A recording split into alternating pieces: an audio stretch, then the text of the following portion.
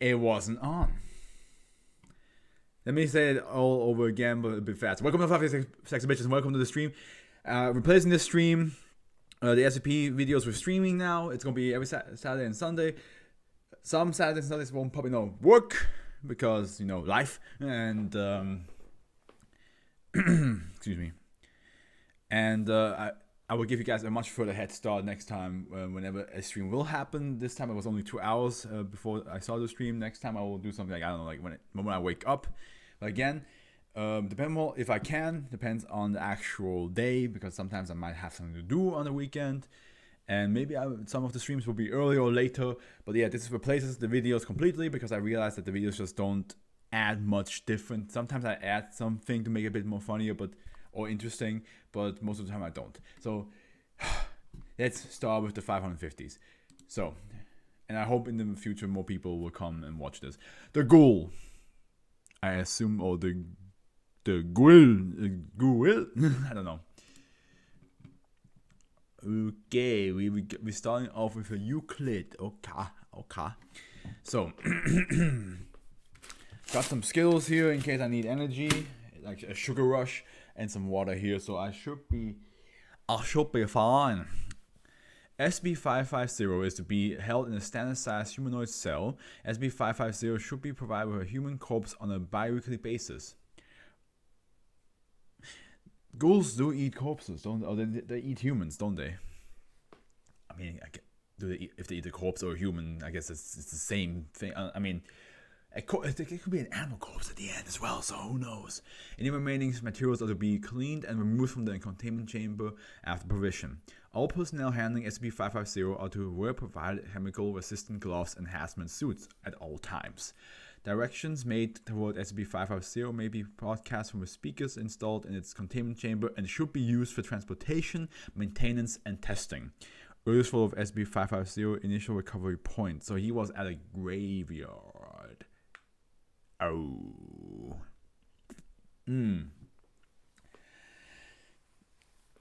What's the difference between graveyard and cemetery, actually, now I think about it? I actually never paid attention to that. By the way, I have to occasionally look at Twitter because I'm texting a friend right now and she seems to be in distress.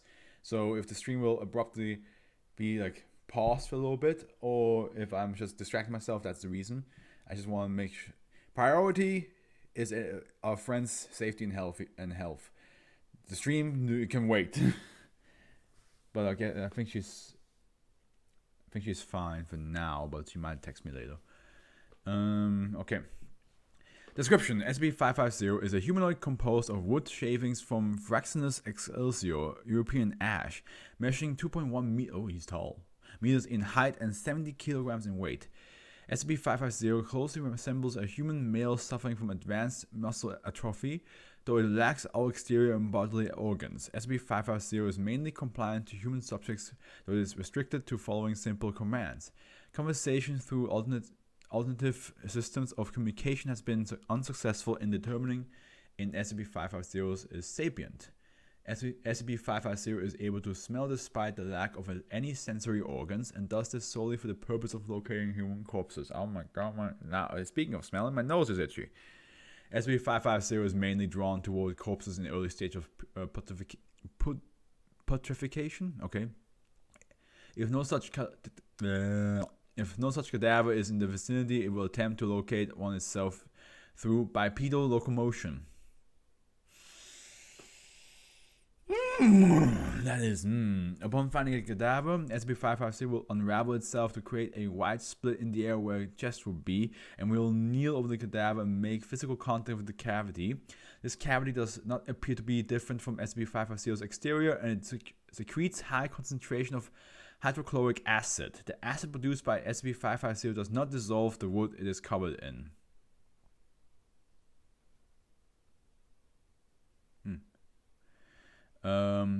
Something like rustling was happening behind me. SCP-550 is capable of incorporating simple molecules and compounds through its cavity. The hydrochloric acids it produces is used in breaking down organic substances located in. I forgot to do something. I will do it afterwards. allowing to take nutrients through pores in the wood it is composed of. SCP-550 mainly intakes amino acids and various proteins though it is unclear in how it uses them to maintain itself. That is okay. It's already like a ghoul is already creepy enough, but the fact that it just opens its chest open like Bakasura from Smite. Or I'm not sure if in the actual myth if he does that, but in Smite he does that. Just and just slobbers all over you with hydrochloric acid. That is not delicious. SCP-550 will continue making contact with its chosen corpse before closing its chest cavity and standing up. SCP-550 will then release a slurry of materials, mostly containing loose portions of epidermis, articles of clothing if present on the corpse, and stomach bile. When deprived of corpses for several days, SCP-550 will enter a dormant state and refrain from movement for an indefinite period of time until a corpse is available. So why don't you just not give him a corpse then? Why are you feeding it? I understand that the SCP Foundation all about like, we gotta test shit out, but if it's just gonna lay dormant for thousands of years, then just leave it. Just leave it dormant. Just lock it up and throw away the key. Okay, go answer now.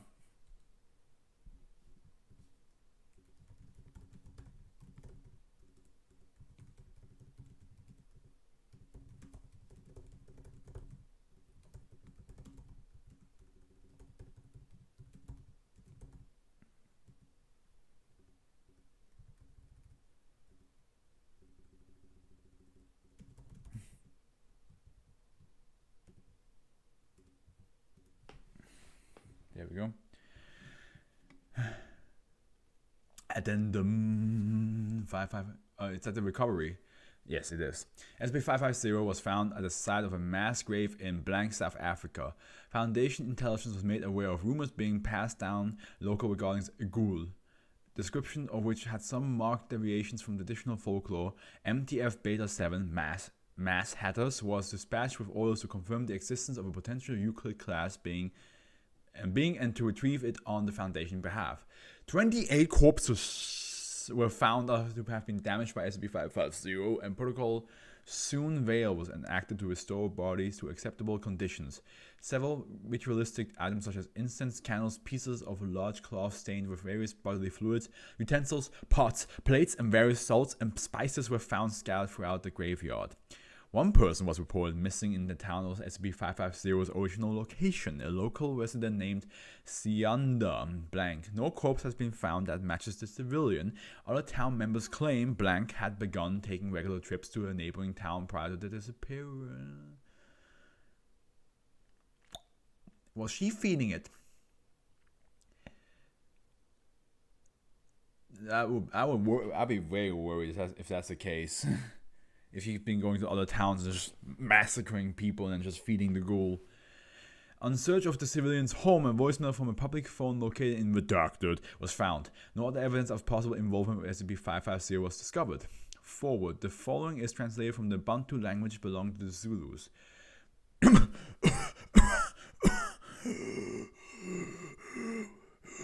We know you feel it in you. I know you do not want to answer me. You need to come. We are here to open those shredded bonds. Never mind the state. You're famished, yet you are not hungry. Where do you expect to hide from what you need? A feminine voice can be heard whispering for 4 seconds before the caller makes a sound of approval. Katevi says she is prepared, so now it is only up to you. Do you not want to let it burn through your bones, mixing you into the slime from where we began? Do you not want to become one with the saliva of the beast, soaking the juices of your kin? You know what to do. We want to bring ourselves inside the beast. It is not something you should be afraid of. Further unknown background noise are heard. See? Sindile has already brought forth her tendons. Fresh. Just look at her pinch the eye out. Lord, I can't wait to feel what it is like inside him.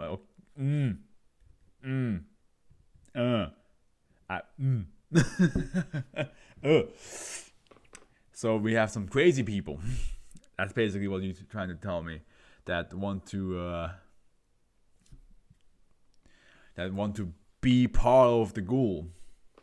But to be honest, a lot of SCPs, I can imagine some people would worship them and think that they are some higher power, a deity, a god, and probably would do exactly that. They'll be like, yeah, we kind of want to die. We kind of just want to be part of it. Like, it's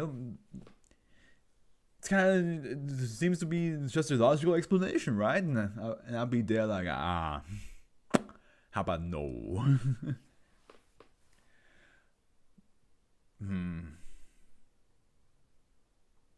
And also, from what this guy is saying, it seems to me that the ghoul also does eat,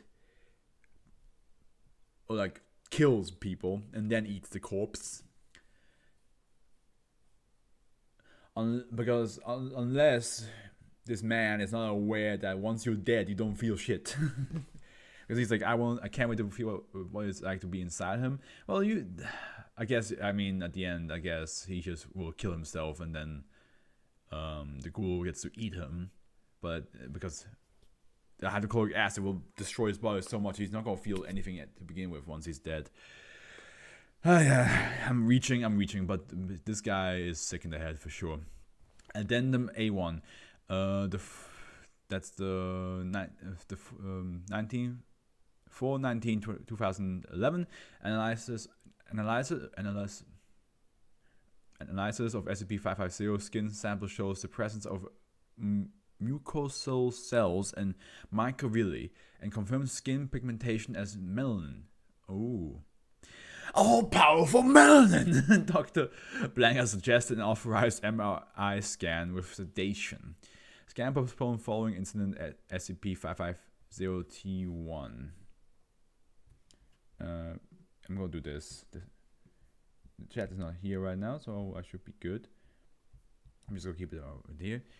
Okay, incident 550-T1 at 343 blank 2000 blank surveillance showed that SCP-550 had begun pacing its cell during research of its dormant state. Agent Blank and Dr. Blank were given permission to investigate. Surveillance footage shows that the standard Foundation procedure was followed and no abnormalities were found until personnel left. SCP-550 immediately lay down in its cell until a large black tongue, anatomically human, erupted from within SCP-550. Comment c'est pas? What? Site 36 was placed under lockdown while the tongue protruding from SCP-550 had begun slathering the entirety of its containment cell.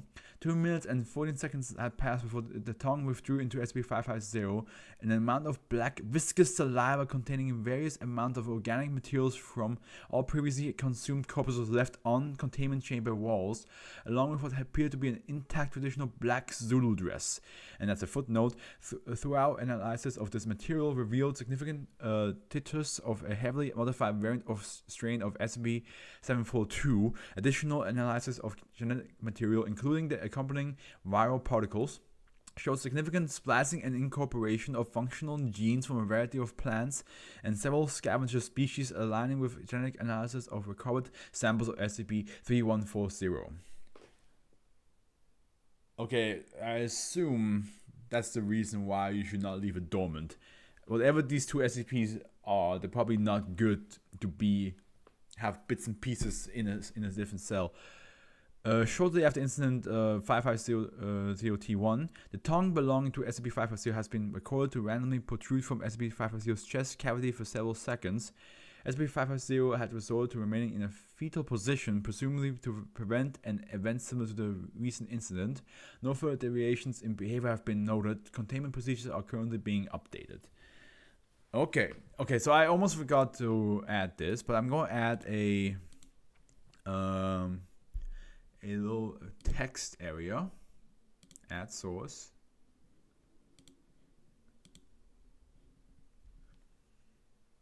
If I can at all. Okay. 1, 2, 3, 4, 5, 6, 7, 8, 9, 10. And can we have no font styles. Yeah, I'm gonna change the color to black.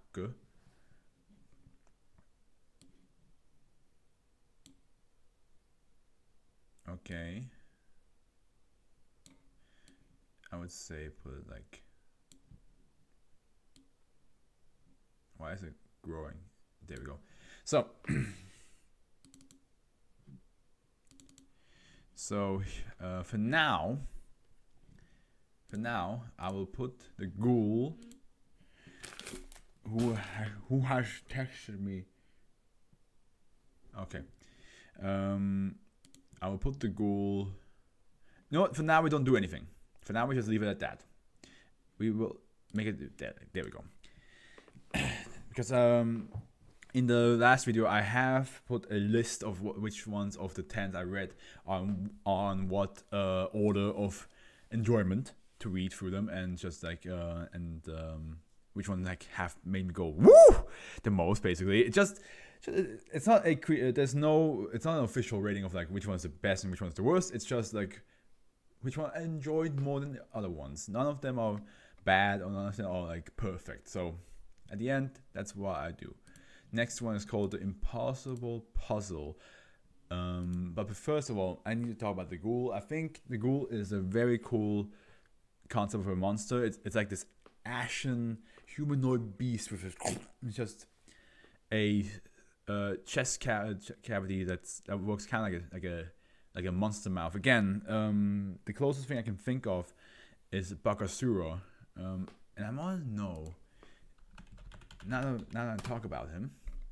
So yeah, so like in Smite he looks like this, and that thing can open up, right? So he eats through that, but I highly doubt that's how he actually was in the myth. From the looks of it, in the myth he's just, well, not sure about how accurate these are either, but I assume in the myth he just also ate a lot of people. So I can imagine this is like inspired by it, or if it's like maybe it's not inspired by it at all. Maybe it's just like it's just one because ghouls in the ghouls lore is already that they eat people as well. So the fact that it reminds me of Bakasura can just be purely coincidental. But I do like the idea. What I actually like about that SCP more than the SCP itself is the fact that there are people willing to sacrifice themselves to get eaten by him. I think that's the most interesting part, because it just shows you how messed up some people are in the head. Like, they don't care. Some people will just be like, you see this thing? And everybody else will be like, yeah, it's creepy. He's like, no, it's beautiful, it's perfect. And I'm gonna kill myself. I'm gonna let myself be eaten by it. And you're like, what? Why? But that's what I liked the most so far. I just like the image of the SCP, and also that black tongue is like a good addition to it. But yeah, Impossible Puzzle. So we had the previous one was Euclid. This one is safe, and I think once we read 3 of the SCPs, I will start putting them on the list, and then it will get jumbled around a little bit afterwards. I probably. Nope, no sneezing. Okay. Special containment procedures. SCP-551 is to be contained in a simple cardboard box. It must be of an adequate size to carry all pieces of SCP-551. The box should be stored in a locker unit on the storage site 23, and at least one level 1 staff member is to be notified in the event of its removal. Oh, I think this is the lowest staff member that's like, usually it's like level 2 staff members or level 2 security and so on and so forth. This one has only one level 1. Interesting. Description. SCP-551 is a standard 550. Fact that it's like it's an SCP in the 550s, but it's like okay. Is there one piece missing? Is that a joke behind it? Piece jigsaw puzzle, which should depict in its finished form the image of a solitary woman on a small rowboat surrounded by a stormy sea. However, due to the nature of SCP-551's anomalous qualities, some details of the scene are left incomplete, such as the woman's face and dildo expunged. ooh, this has some creepy connotations to it, some creepy undertone. Like, can you imagine like you try to finish a puzzle and on the box you see how the puzzle looks like, and then when you look at the puzzle itself, there's pieces just missing, and it's not like a printing error; it's just like gone. like almost like, you know, like the blurring out effect you have to do. Like it's like visibly a blur. You just look at it like, what the hell, and you're trying to like rub it away and stuff like that. It doesn't work. SCP-551 was found in the apartment of blank blank after other residents complained of an odor seeping out from under the door. Why? The severely malnourished body of blank blank. Oh, let me guess.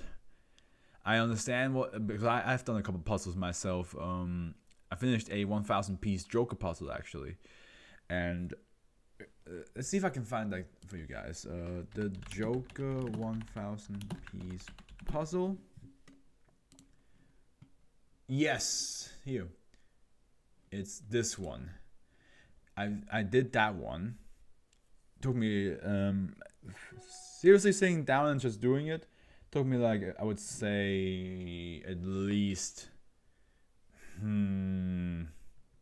how long would I say? If I add all the hours together, I would say 15 hours.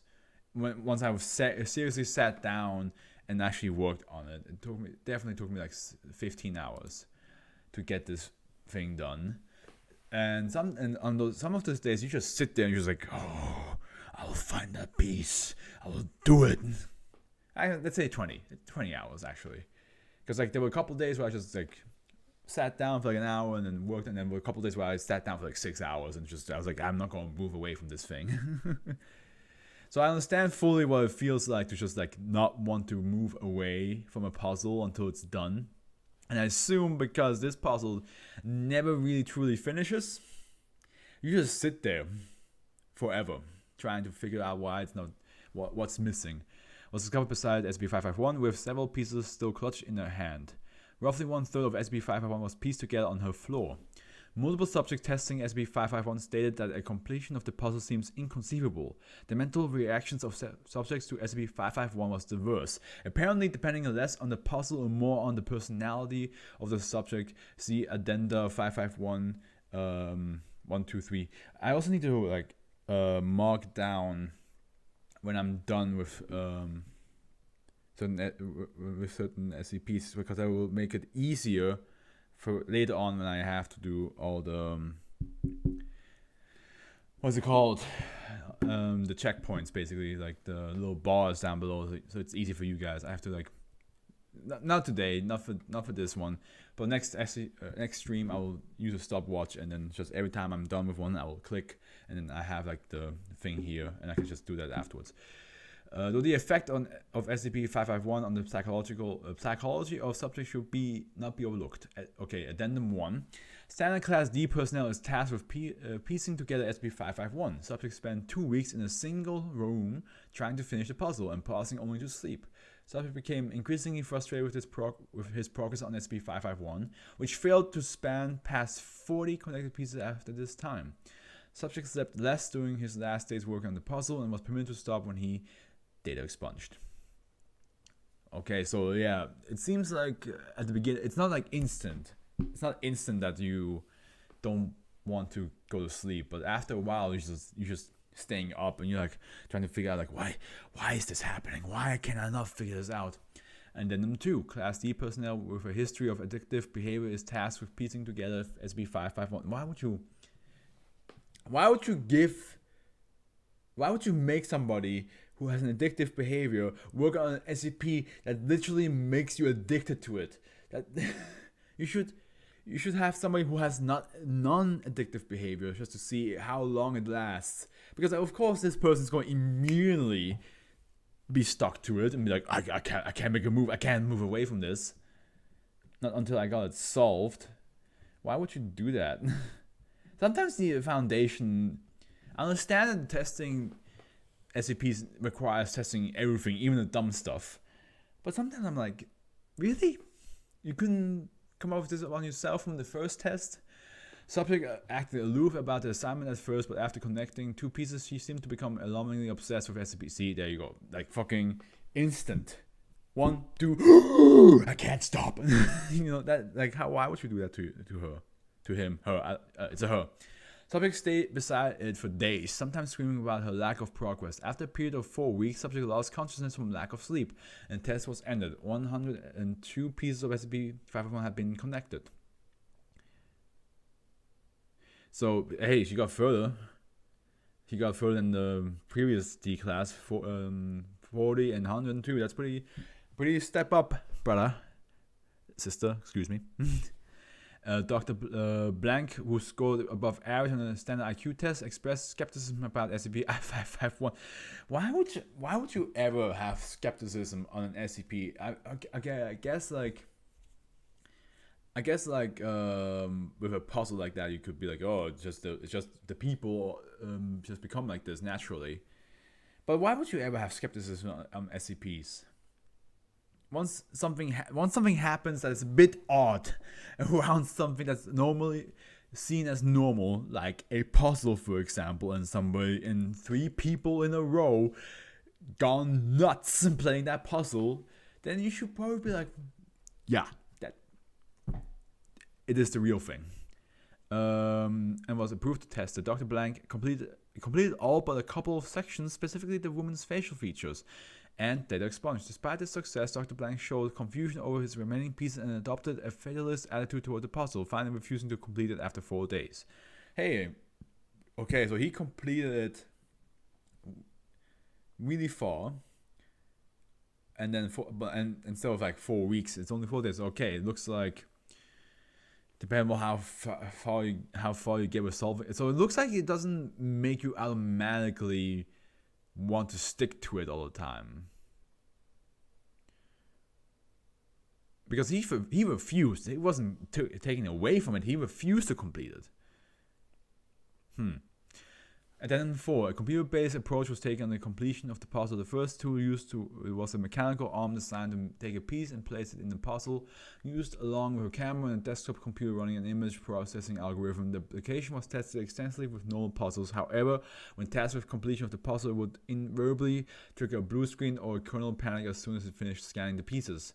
An embedded design approach was taken, and the computer was replaced by a microcontroller in charge of moving the pieces linked to an image processing DSP. However, the value of the program counter registered in all the CPUs would corrupt as soon as the DSP finished scanning the picture of the piece, and in several occasions, a sudden unexpected current peak would result in damage to the CPUs and other components. Automated solutions therefore had to be discarded. Okay, so the SCP is like, hey, you better be human. Which makes me wonder because there's a couple of SCPs that are not human but have humanoid minds. Jack, for example, the man, not the mannequin, the animatronic, the cloth dummy. There we go. He has a human. He can speak. He can think. He could probably, I wonder if he's allowed to work on. I guess as long as you have a mind and you can take puzzle pieces in your own hands, then it will have the effect. But once you're a completely computer, but again, if there's probably an SCP that's a robot. I'm pretty sure I read of one of them already. What if they try to fix it, try to solve the puzzle? Do they just malfunction?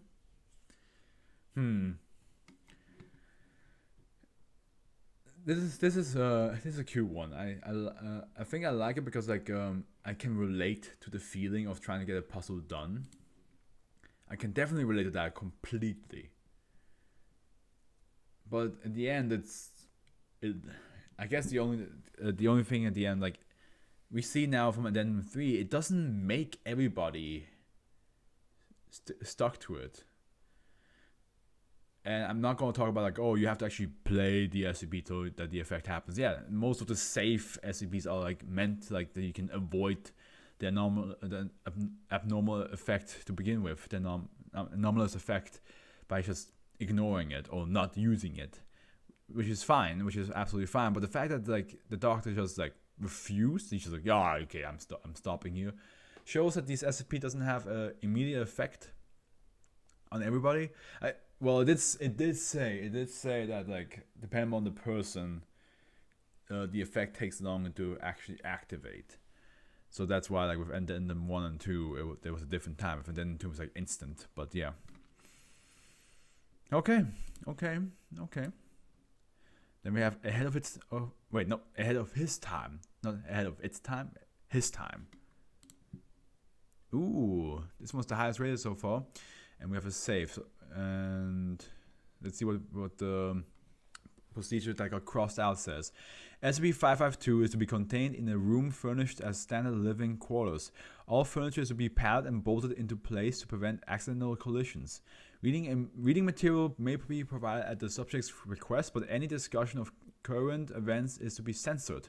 A screen is to play time-delayed security footage of the subject's containment facility to enable communication. The time delay should be updated once a week to keep pace with the subject's progression condition, and that has been completely crossed out, so that's all out the window now. Just gotta double check. Okay, she's SCP-552 is to be gagged and kept in full body restraints to prevent self-harm. It is not to be stored in any facility containing other SCPs or transported through any populated areas. Oh damn. Okay. Does he get to eat? SCP-552, I mean, like, it went from like pad location to purely like, yeah, nope, you're sitting in one spot. So this guy got a whole containment building to himself, basically. Because he's not allowed to be with any other SCP. That's crazy. That's nuts. SCP-552 is a middle-aged human male. The subject's sensory system displays an anomalous temporal distortion.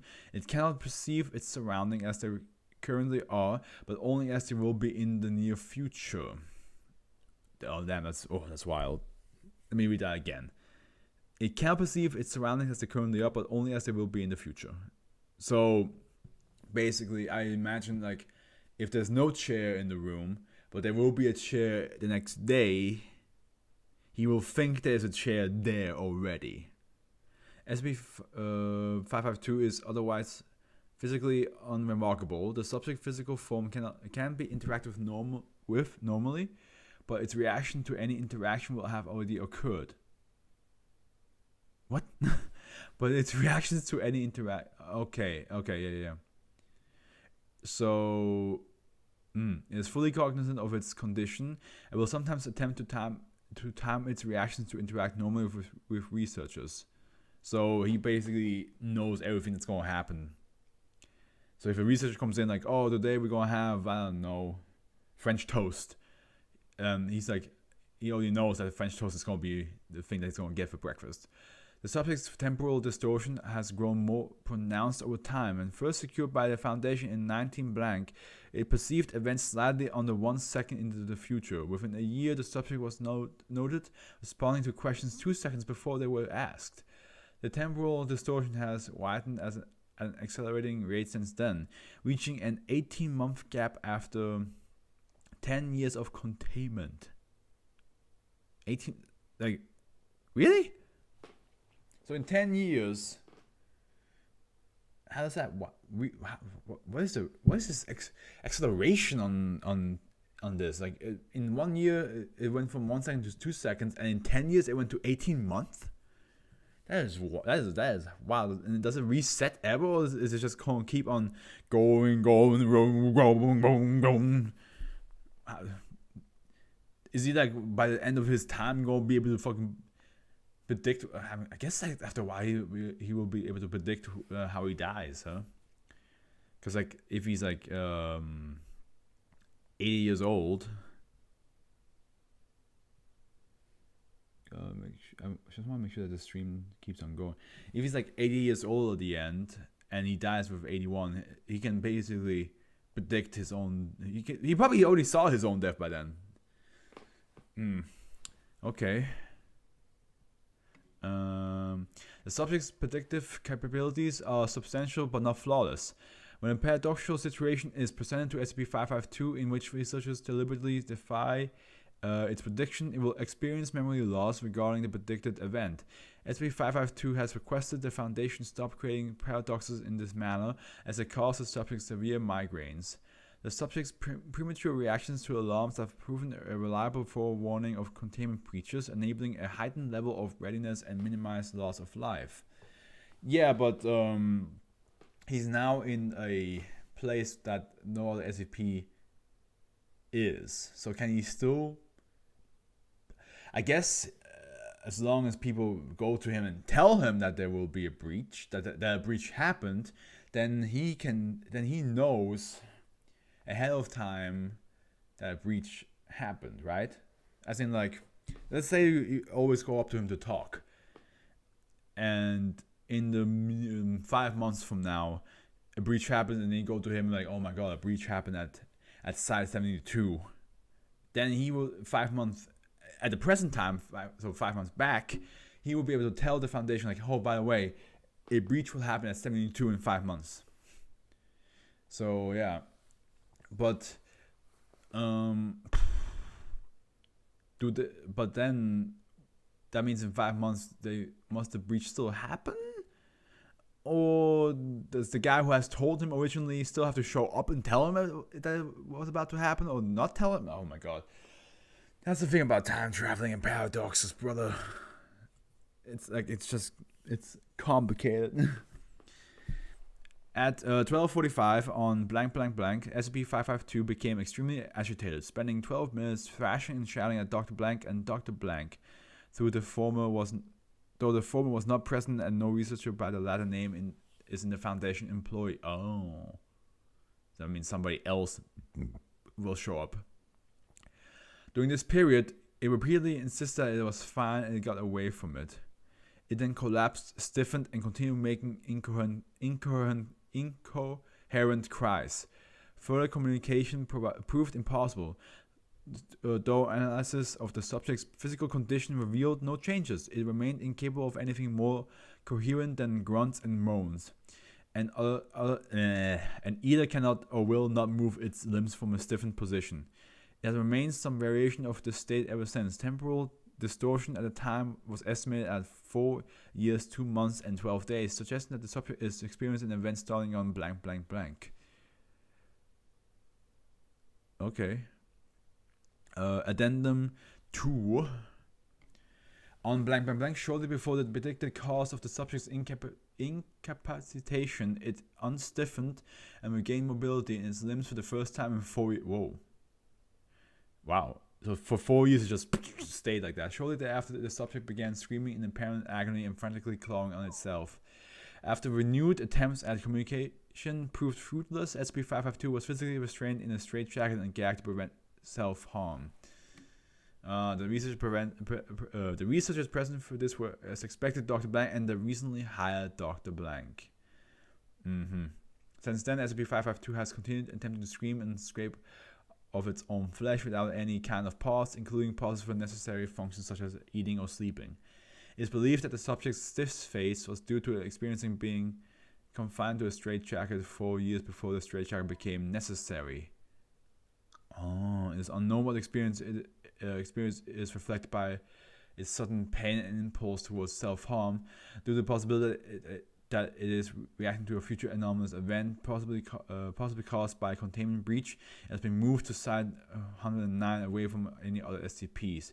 Please be very careful to keep SCP-552 alive, at least until we figure out why he's screaming. If he dies in the next 6 to 10 years, I don't like the implications. Site Director... Okay, that's why. So, yeah, that's why. So he was in the pallet room before until all this happened.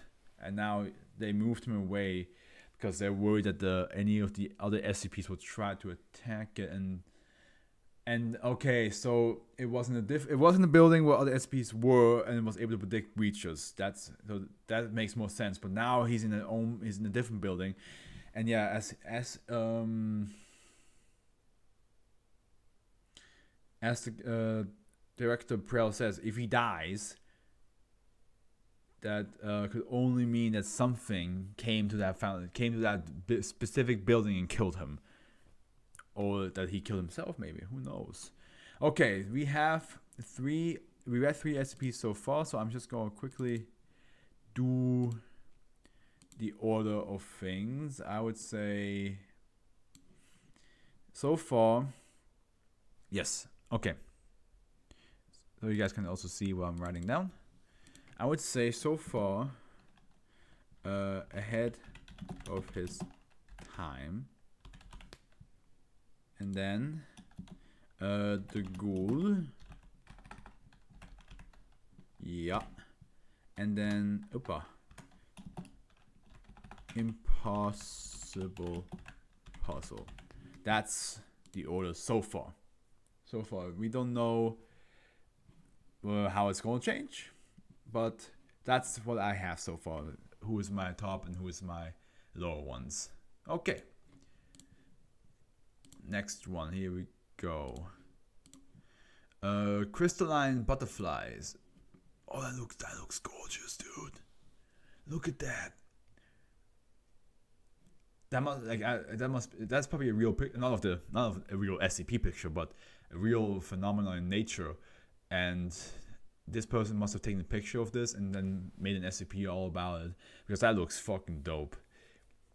Another safe. Okay. If I recall, wait, what was ahead of his time? Was he safe? He was safe too. Yeah. So this is the third save in a row. The primary colony of SCP-553 is to be kept in a cave system they were discovered in, located in blank blank China. Coordination with the Chinese Ministry of State Security has resulted in the surrounding area being declared a munitions testing range and off limits to non-military personnel. Just gotta check on her again, guys. Okay. Foundation agents have further encouraged local folklore, which indicates that the cave system is inhabited by demons in order to discourage casual exploration. A Chinese Foundation security force is stationed on site and will monitor the status of the colony. 125 instances of SCP-553 have been transported to Site 37. That many. Wow. And who knows how many are left out there for observation and experimentation. They are kept in an 8 meter by 17 meter by 5 meter steel walled room, whose interior replicates condition in the originating cave system.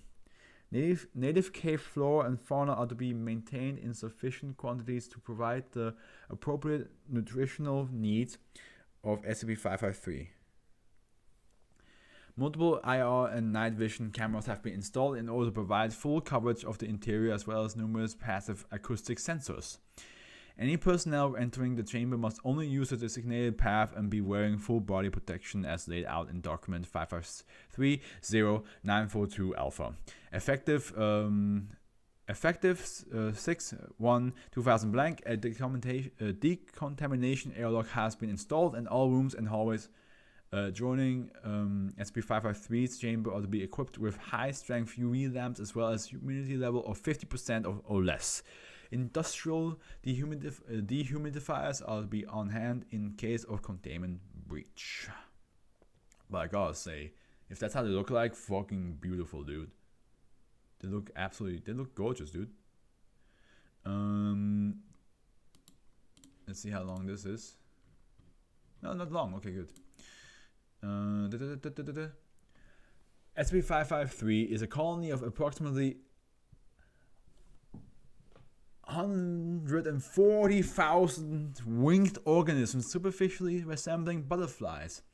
They possess a silicon-based biochemistry and are composed primarily of calcium and silicate compounds. The body of a member of the species is mostly calcite, with some of the internal organs composed of a material similar to quartz with piezoelectric properties. This silicate impurity adds rigidity to the creature, giving it a rating from 3.5 to 4.5 on the Morse hardness scale. I'm not sure how that is. Although they continue to grow throughout the observed lifespan, the growth rate slows considerably once they have entered the adult stage. The average observed wingspan of an adult is 2.3 centimeters. That's not big. It's pretty small, actually.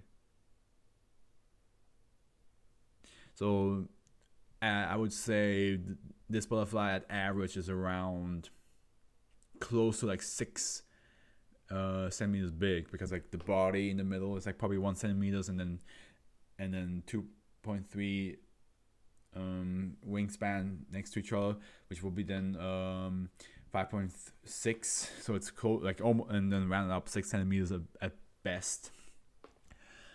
The life cycle is notable in that it appears more closely related to crystal growth than standard biological growth. The creature starts out as a crystal seed rather than an egg. Adult instances deposit them on stalactites and hatch approximately 12 days later. Okay. The larval stage appears as anthodites and leach minerals from the stalactite using a weak acid. And by the way, for all the people who don't know, stalactites are the ones hanging from the ceiling. The easiest way to remember which one is which, in German, we say, we also have Stalagmiten und Stalagmiten, and we say that Stalagmiten wachsen mit dir. In directly translated, like stalagmites grow with you. So, but another way to like memorize it and to like make that translation make sense, stalagmites grow with me. Think of that way, like the stalagmites grow with me. So you both grow upwards. Little fun fact of the day. The larval stage appears and okay. They move extremely slowly, approximately 5 centimeters per day. That's from here to here at least. That's not far. And leave distinctive tracks behind them as they progress. These tracks can be used as to discriminate between genuine anthodites and SB553. The larval stage lasts approximately 70 days, at which point it becomes stationary and begins to grow its wings. And here we have, unlike known, Lepidopterae, SCP-553 does not possess a pupal stage. Okay, it skips a stage. It skipped high school and went straight to college. During the it went from larva to what stage? From eggs to larva, right? And then from baby to primary school, skips high school, college. During the transition from the larva to the adult stage, the wings of an instance of SCP-553 grow rapidly, becoming fully formed in less than 9 hours, at which point the adult will detach from the stalactite. Through an unknown process, SCP-553 maintains a relatively stable population, with eggs only being laid when an adult dies. The population transplanted to containment has stabilized at 137 plus minus 2. Okay, so the moment an adult dies, somebody else will lay an egg. They basically want to keep at the 140,000 population. They don't want to go over that. They don't want to go below that. You know what? These butterflies have more control over the population than we do. We just keep growing until one day we reach 10 billion. I heard things like at 10 billion, that's when like the population growth will like slowly stop, and like it was kind of like stabilized at that point. But is it really? We'll see.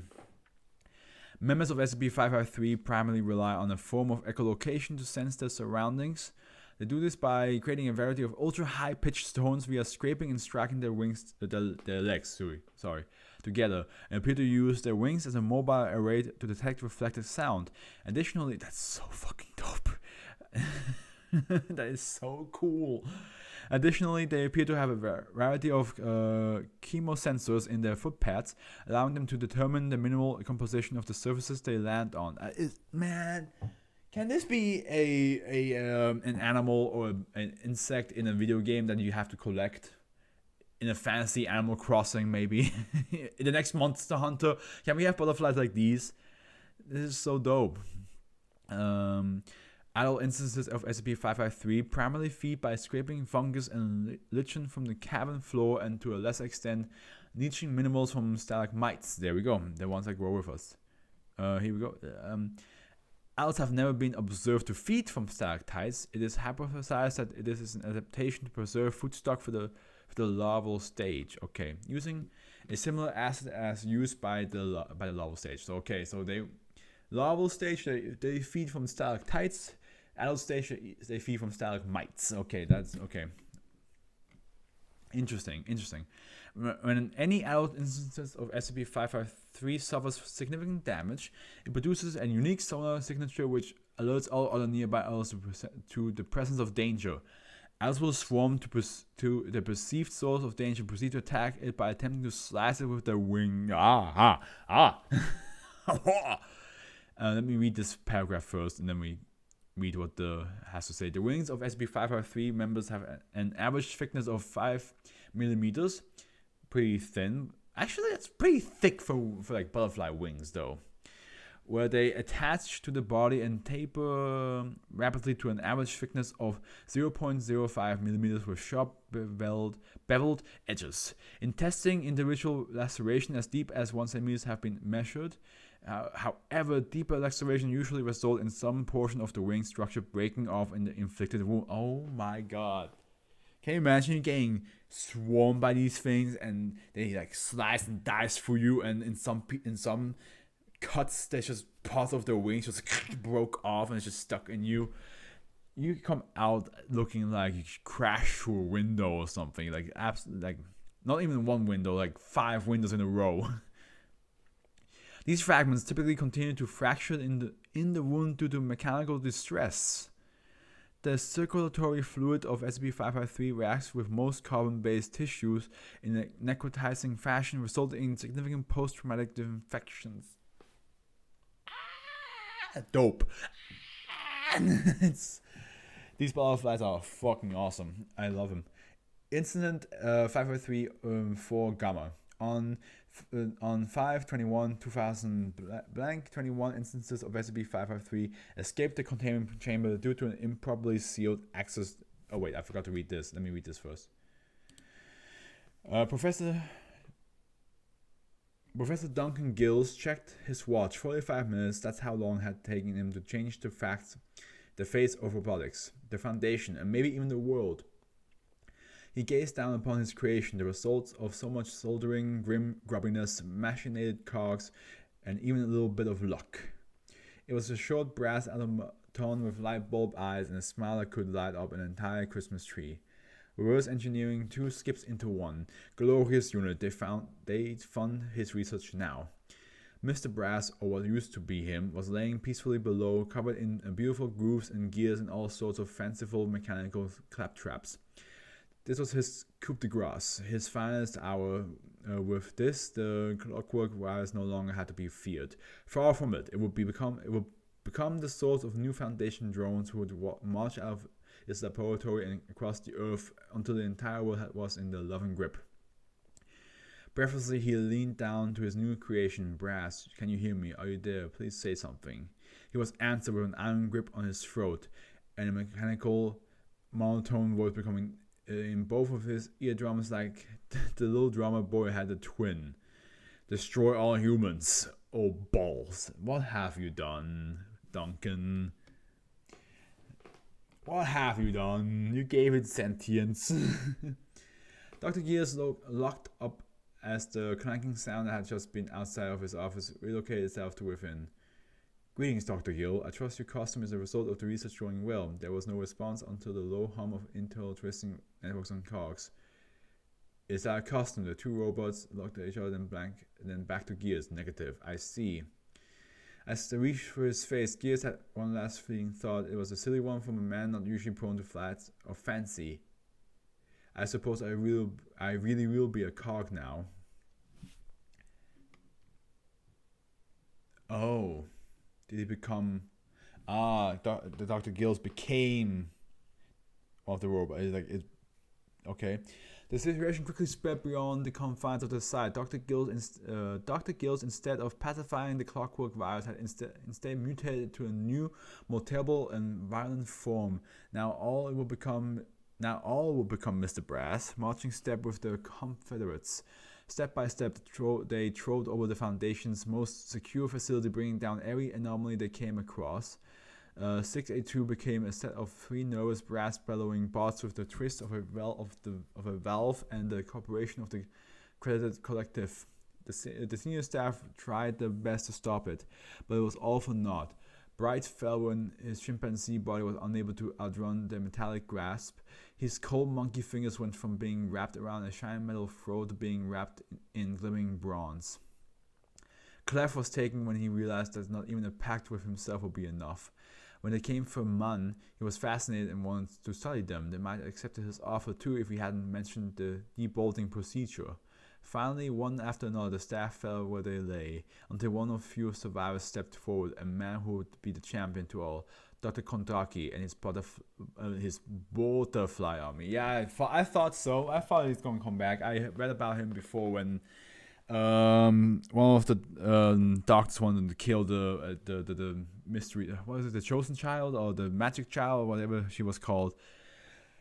Because the little child that can basically think things into reality, and she thought about him as a bad guy because he pretended to be a bad guy, and she saw it real. Now he became a bad guy, so he wanted to kill her.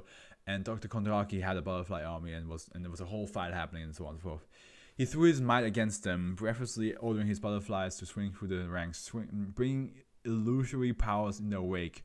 Alas, it was for naught. The cold, unfeeling robot eyes did not fall prey for the magic eye folio of a man, and it took him like all the rest. All seemed lost. In one lone room away from the frenzy researchers, Zin picks up one of the injured butterflies, carefully cradling its wing. She whispers to it, "No, you don't deserve this fate." Her next destination was Man's lab, and with destiny. The Union of Brass was preparing for an invasion of the world. If the Foundation could not stop them with its greatest champions, who really stood any chance at all? That was when they heard it, a fluttering, soft at first but growing in power until soon every one of the little iron drums was thumping in time. They burst on the scene like a revenge of the Sith. Ravaging first the front ranks and descending on the L's. Butterflies with razor edges ripping through the brass like it was tissue paper, with brittle bones disease. As the men trapped in coffins of brass were liberated, they cheered. And soon every man was free, and only the original infected remained. As it was cut to ribbons, it heard one last cry from its destructor. Reverse engineer that, bitches. Okay. So these butterflies came to help them. That's nice. That's cool. I like that. Okay, now we can read the incident. They reacted to the recapture attempts as an attack and retaliated. SB-553 displayed a high degree of pattern recognition and target analysis and quickly focused their attacks on the exposed, fleshy parts of the containment personnel, particularly the throat and face. Oh no, not throat and face. That's where I need to look good. Look good, and the throat helps me swallow, breathe, shit like that. The nine immediate fatalities received on average 10 wounds greater than 1 centimeter. It is currently hypothesized that these were caused by multiple slashes on the same wound site. The secondary necrotic infection caused by SB-553 wounds resulted in a further 8 deaths. 12 instances were successfully recaptured and returned to containment, and the remaining dead instances were retained for an autopsy, structural analysis, and chemical analysis of the circulatory fluid. Honest, I gotta say, guys, this one is my top. So far, this one has crystalline butterflies, huh? Okay, yeah, no, this has taken the cake. I just realized I can't really just. Let me just do this. How the fuck do you spell it? Okay. Crystalline butterflies. You know what? Let's do it this way. Ahead of time. There we go. Ba-bum. Yeah.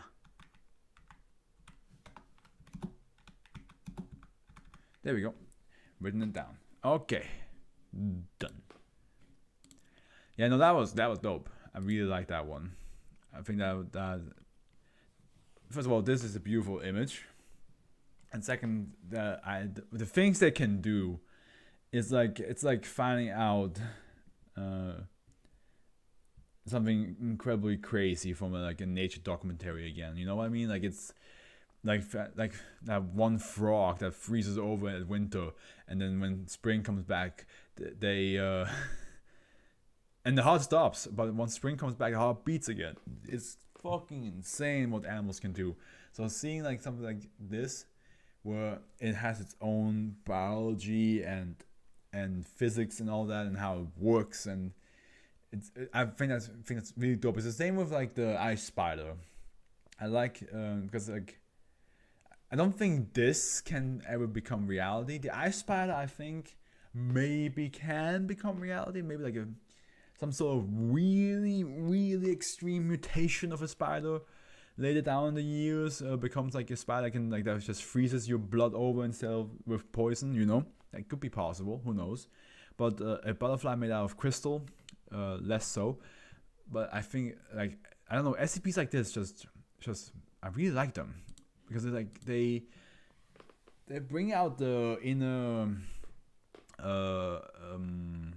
enjoyer of documentaries in me, especially nature documentaries. It's just those things are fucking fantastic. I love watching stuff like that. The Perfect Murder. Hey, we got a second Euclid. Oops. Okay, this is an extension. Okay. Here we go. The Perfect Murder. And speaking of murder, let me murder my thirst.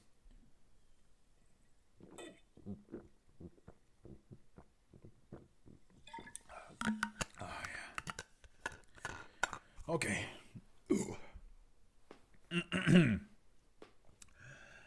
Wait, is this higher than Ahead of His Time? It is. It is higher than Ahead of His Time. Crystalline Butterfly was lower. Shame. I think Crystalline Butterfly deserves to be higher. Perfect Murder. A 100-meter exclusion zone should be maintained around SB554, with signage indicating danger of death due to an electrocution. A rotating team of 3 field personnel is to be assigned to the task of preventing public exposure to the object. The individual currently designated... I need to clean my...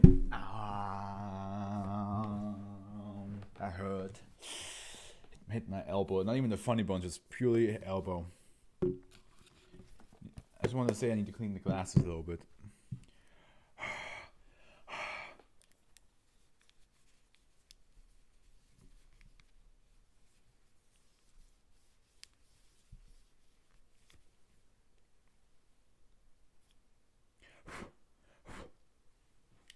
Much better. Okay. A rotating team of 3 field personnel will be assigned the task of preventing public exposure to the object. Yes. The individual currently designated to SCP-554-2 is to be held in Foundation custody at Sector 25. In the event of a member of the public or Foundation personnel becoming exposed to the effects of SCP-554, the following procedures apply. 174 macadamia nuts. Oh, are they all named after nuts? Where an individual has viewed -1, communication with Sector 25 should be established immediately to confirm that the individual previously designated -2 has undergone a 554 Bojum event. Bojum? Exposed individual is to be designated -2 and conveyed to Sector 25. Containment is to be re-established and any eyewitnesses administered amnestics. 889 Almond. Where multiple individuals have viewed -1 in a short time span, the surviving individual is to be interrogated to establish the identity, where possible, of other exposed. Failing this, it will become necessary to remove -1 and identify the corpse. Precautions must be taken to avoid accidental exposure while retrieving -1. Corpses removed from SB554 are to be conveyed to Sector 25. I am confused but interested. 333 Hickory. Where Foundation agents have been exposed to -1 in the course of their duties, safety of uncontaminated personnel is the highest priority. Where the previously exposed individual has not been identified, the exposed agent has sole responsibility for identifying -1. Contaminated personnel are to be designated -2 and conveyed to the Sector 25 facility. They should be kept under 24-hour surveillance by at least 2 staff members to delay a 551 Bojum event. Next of kin should be informed that -2 has been diagnosed with a terminal medical condition. Video link or in the extremist personnel contact with -2 is authorized at the discretion of sector management. Suitable steps should be taken to safeguard the secrecy of Sector 25. And now we got a 451 Kachin, where images of footage of -1 has become public knowledge and has proven effective at transmitting SB554 effects. SB554 is to be reclassified keter with immediate effect. High explosive to be used to destroy SB554. This one's a nuclear though right now. Okay. If neutralization efforts prove ineffective, following protocols are to be implemented in order provided below until containment is reestablished. White House Protocol: electronic communication to be disabled worldwide to prevent transmission of SB554 effect. State, oh damn, that's strong. That it has that much power. State approval is to be sought wherever possible. Otherwise, Foundation assets are to be directed to sabotage relevant infrastructure. Amilis Protocol: use of Project LETH or LETHE. Authorized contaminated objects, individuals, and electronic infrastructure are to be destroyed. And Windham Protocol: orbital assets to be used to neutralize human optic nerves in the area of contamination to prevent further transmission. What? This seems a lot more complicated for the thing called the perfect murder. But okay, we read now what it is. Description: SB554 is a structure located on Colville Down, Isle of Wight, England. Its date of construction and original purpose are unclear, but photographs taken from the nearby Blank Holiday Park date its presence to be late 1970s. The structure exterior is composed of partial oxidized iron plates and concrete. Radiography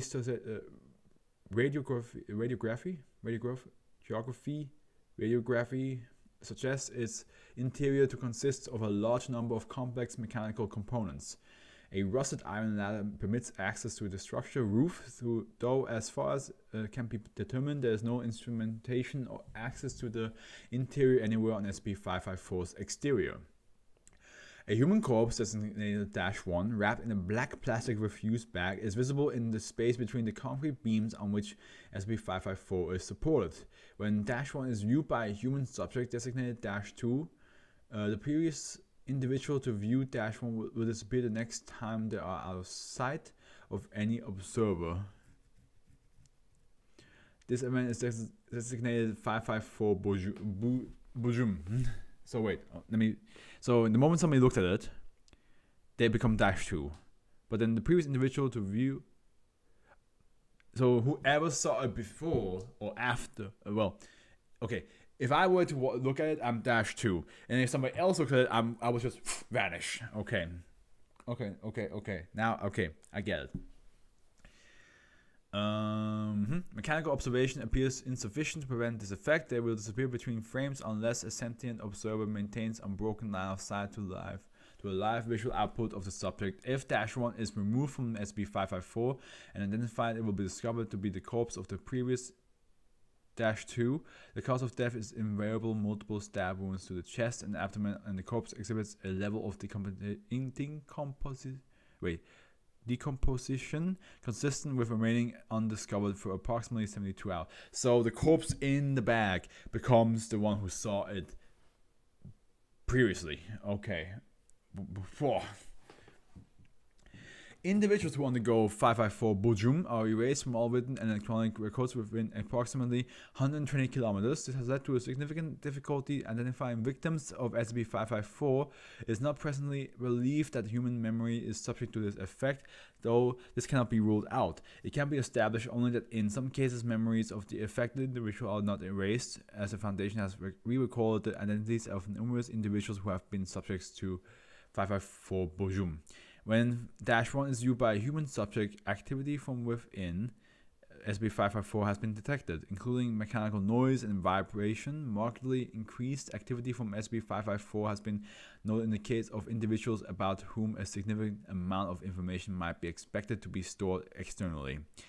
If -1 is removed from SB554, the next time the space beneath SB554 is out of line of sight of any observer, a new instance of -1 will be generated. Only instances that have not yet been moved appear to spread the SB554 effect. Approximately 10% of all images of -1 in situ cause the effect when viewed. Contaminated images and all footage of SB55 of -1 are to be destroyed as a matter of course. Oh boy, reconstructed recovery log 554. Agent blank, now retired, testifies that SB554 was brought to the Foundation's attention in early 1979 as part of an investigation into Jonathan John or Jeremy Blank, who confessed to a number of murders taking place in the 1970s on the Isle of Wight and the south coast of England. Blank told police that he had hidden the bodies below an old septic tank on the Colville Downs. On arrival, police discovered a single body, which was removed and found to be that of Blank himself, who had apparently escaped from police custody with the destruction of all paperwork relevant to this case. This is freaky. Can you imagine? You find the murderer, says like, yeah, I did it. The bodies are there, and then the police go to that place. He's still there, like he's still at the police custody, and then the moment they reach the fucking place, it's him inside all the bags, and in the police custody, he's not there anymore. That would freak me out as a cop. If I was a cop and that happened to me, I'd be like, okay, there's definitely something happening here that's not normal. Well, apparently escaped with destruction of all people. Yeah, so if they think he escaped the custody and destroyed all the paperwork around him, but that's just the effect. Embedded Foundation assets were activated when the officer who had made the initial discovery was subsequently found murdered in the same location, preceding a string of disappearances. It is a perfect murder. It is.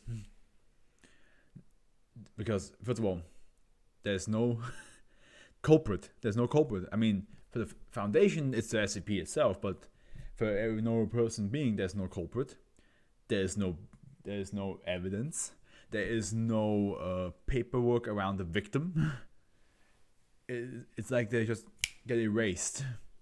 Professor Blank, a field agent at the time, recalls several Foundation personnel were lost before SB554's properties were established and believes the identities of these individuals were redocumented in a separate file.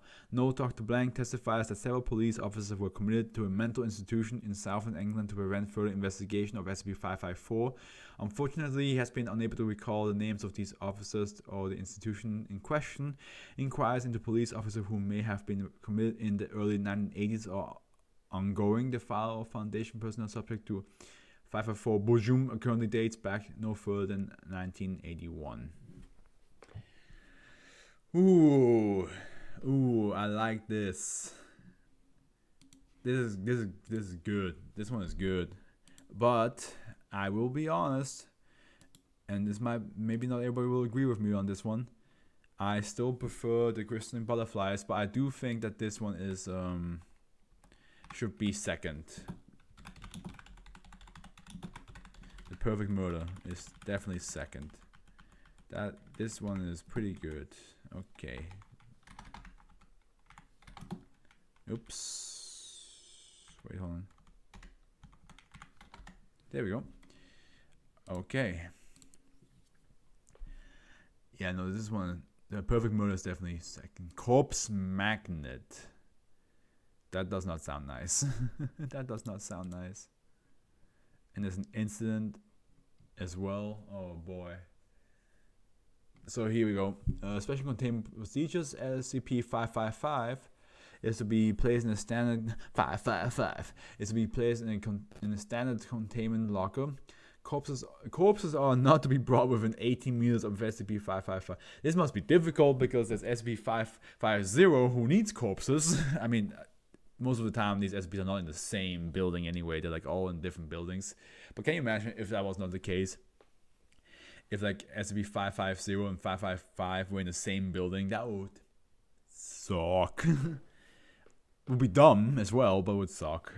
It would be dumb if they did that to the SCP. Like, let's have those two SCPs, one that needs corpses and one that should not have corpses anywhere near it, in the same building.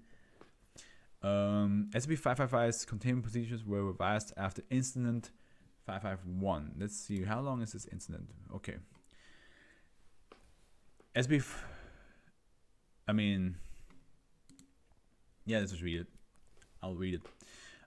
Personnel involved at the expulsion, Dr. Blank, date, and also another SCP, another triple digit one, we don't know which one though. Date blank, 19 blank, location blank blank, description on blank, 19 blank, a containment breach of SCP blank caused a security guard to shelter in place in the room containing SCP-555's containment locker, along with 2 Class D personnel and Dr. Blank. One Class D attempted to wrest the guard's firearm from his holster while the other attempted to strike Dr. Blank. The guard shot the first Class D and the corpse adhered to the outside of the cabinet. The guard then shot the Class D, attacking Dr. Blank, and his corpse collided with the guard, causing his firearm to discharge. The shot ricocheted off the walls and struck Dr. Blank in the head, killing him. Wow, okay.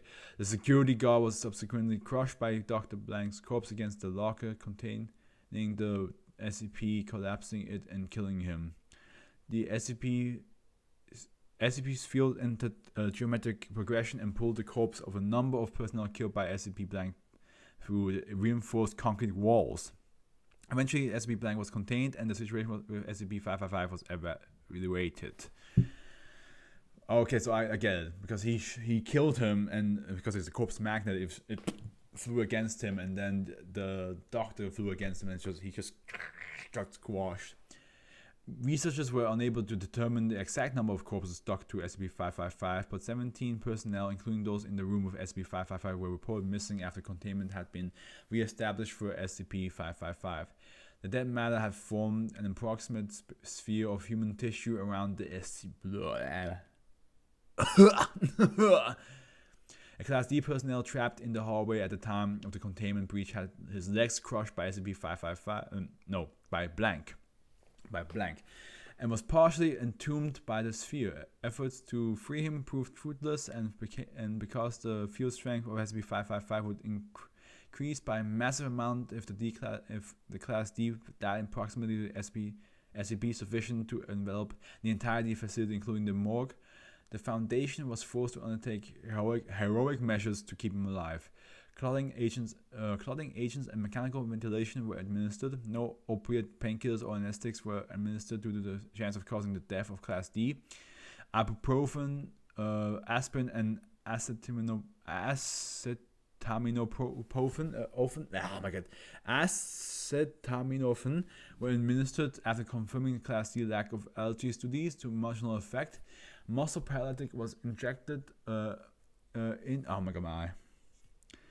intramuscularly in small doses, and restraints were installed after 35 hours when Class D attempted to commit suicide by slamming his head against the surrounding material and by attempting to strangle himself. The SCP was moved into a nearby testing chamber with measures taken to remove any corpse within its affected radius. At this point, a tracheotomy was performed on a Class D as his screaming was determined to be affecting measurements, and a gag would pose danger of him choking. X-ray tomography indicated that the density of the material adhering to the SCP increased in density with proximity approaching the density of iron within 3 inches of the surface of the SCP. The material closest to the SCP was determined to be extremely hot. It would be significant past its boiling point had the material not been under pressure. Predicted response curves showed that should any significant amount of dead matter be added, the field would extend to the site's morgue. Researchers in proximity to the SCP noted symptoms in themselves commensurate with having a constant mechanical force pulling on the epidermis, and were rotated every 3 hours to prevent burn-like symptoms. In addition, a small but measurable force on living subject was detected. Experiments showed that the force increased linearly as small amounts of dead material were added. A decision was made to remove the dead material as soon as possible. Eventually, it was determined that exposure of the matter to a significantly caustic substance sufficient to render the material into simple compounds would cause it to cease to be attracted by SCP's field, with a commensurate decrease in field strength and density. Researchers then experimented with small portions of dead human tissue and eventually discovered that magnetic fields of extremely high power would damp the field of the SCP. The SCP was slowly lowered into a high temperature and solution of sodium hydroxide with the Class D facing upwards to avoid premature death, as a heating system was installed once it was determined that the decompression of the by now cold compressed corpse was caused the solution to freeze. After several hours, the Class D and dead material surrounding SCP were completely dissolved. SCP-555 was recovered intact, completely unaffected by the compression heat or caustic soda. Knowledge gained during these containment efforts led to the creation of SCP-555's current containment procedures. Ow. Okay, now SCP-555 is to be housed in a 5x5 by 3 meter concrete containment chamber. Inside the walls, an electromagnet array with combined internal field strength of 3 Teslas or greater is installed. In an interstitial chamber, a set of the most powerful permanent magnet arrays available is to be held away from the electromagnet array and moved into place by automatic systems in the event of power failure. The chamber is to be separated from the rest of the facility by an exclusion zone of at least 20 meters due to the dangers posed by high magnetic fields and by the SCP itself. No corpses are able to be brought into exclusion zone. A HEPA air filtering system is to be installed to avoid fouling of the SCP-555 of the SCP. SCP-555 is never to be stored in the same style as 447, which is ball of green slime. Yeah. Really? Not with that one. Okay. SCP-555 is a metal cylinder with rounded ends, 1.25 centimeters in diameter and 8 centimeters long, similar to a magnet commonly fed to cattle to prevent harbor disease. Is that a thing? Is that a thing people do? Really? It emits a field of unknown nature which exerts an attractive force on dead or necrotic human tissue, including hair separated from the body. Corpses shed skins, cells, and in extreme cases the epidermal layer of the skin. This field does not tend to follow the inverse square law and does not interact with matter of electromagnetic fields in a manner consistent with any known force. The SCP itself appears to be impervious to force, showing no response to focused heating, compression, or striking. The attractive force exerted by the field increases linearly with the amount of dead materials in close proximity to the SCP. Past a certain point measured at approximately 295 kilograms of necrotic material within 2 meters of the SCP, the progression becomes exponential and the field's strength and radius increases rapidly. And that's why I was saying, like, once the other guy gets attached to this magnet, the field of range will be so incredibly high that, like, dead hair, dead skin cells would just get ripped out of people's. It's just. I can see what the problem is here. Yeah. The field also appears to have an effect on permanent magnets. The field strength of magnets' proximity to SCP-555 decreases over time, with the rate of decrease changing to proportion to SCP-555's field strength.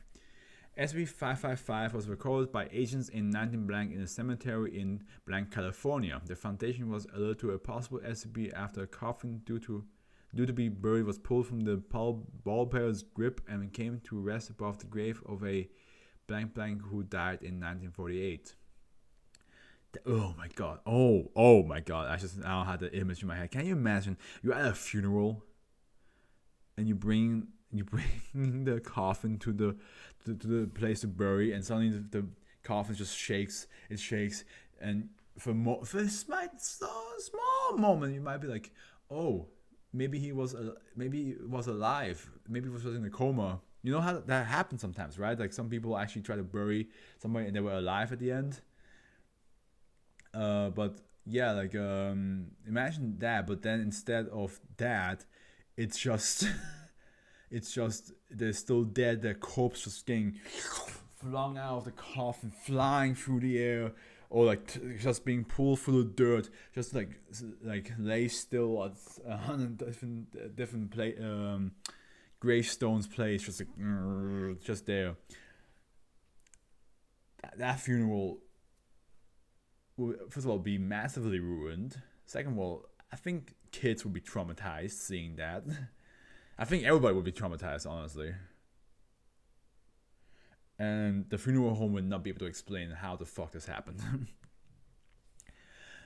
Blank's body was turned over the foundation forensic specialists, who know that the torso appeared to have been smashed inward, though with no skin damage. The SB was found inside the corpse's stomach.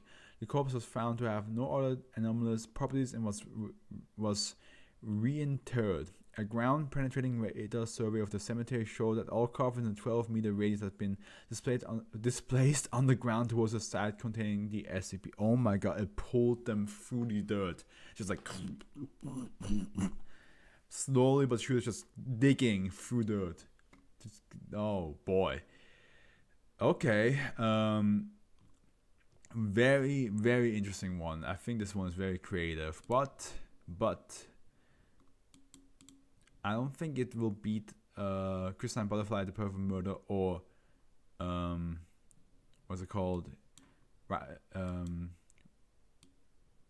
Ahead of its time. I think I will put it under The Ghoul, above Impossible Puzzle. So this is Corpse Magnet.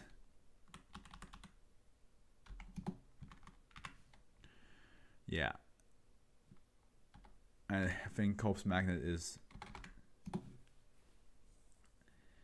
I think that's the order I prefer so far. Okay.